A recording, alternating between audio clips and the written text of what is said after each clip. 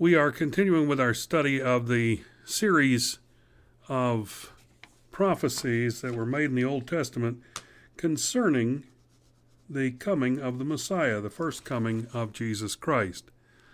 And we are at prophecy number 38 in my list, and that is that the Messiah was to suffer an ignominious death, a death by crucifixion or death by hanging on a tree. Now, crucifixion was really brought into its own by the Romans. They were so good at crucifying people, and they just were vicious people, the Romans were.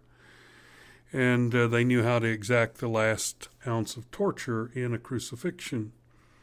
And it was many, many hundreds of years before Rome was the empire it was, when there was a prophecy given. We find that in Deuteronomy chapter 21. Deuteronomy chapter 21, and if you look there at the last two verses in Deuteronomy chapter 21, if a man have committed a sin worthy of death, and he be put to death, and thou hang him on a tree, his body shall not remain all night upon the tree, but thou shalt in any wise bury him that day, for he that is hanged is accursed of God, that thy land may be not defiled, which the Lord thy God giveth thee for an inheritance. Now, we know that this was quoted by the Pharisees later on. They had to take these guys off the cross by sundown so that they could bury them and get them out of the way so they would not defile the land. Now, it doesn't matter that they murdered Christ. It doesn't matter that he did not do anything guilty of the sentence of death. That didn't matter. But what did matter, they didn't want to transgress this portion of Deuteronomy chapter 21, verses 22 and 23. Let's see how it was fulfilled. 1 Peter 2:24 is the verse that I'm calling on today.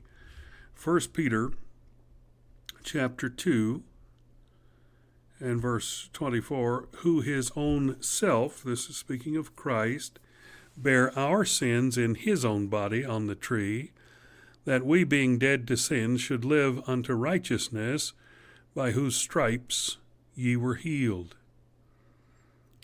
And so this is one of many verses that talks about the very fact of the crucifixion of Jesus Christ. Of course, we can go to the Gospels and clearly see it where, they're giving us the description of the crucifixion. But here, Peter puts it in perspective.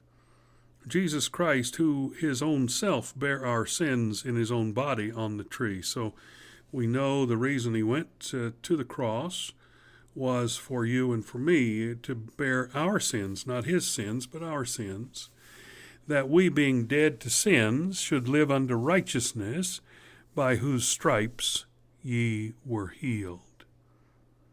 And so we see the prophecy of death by crucifixion, the death by which Christ was to die. We're going to get into other things as it pertains to prophecies about the crucifixion next time. We'll see how that plays out in the prophecies that we have yet to go through.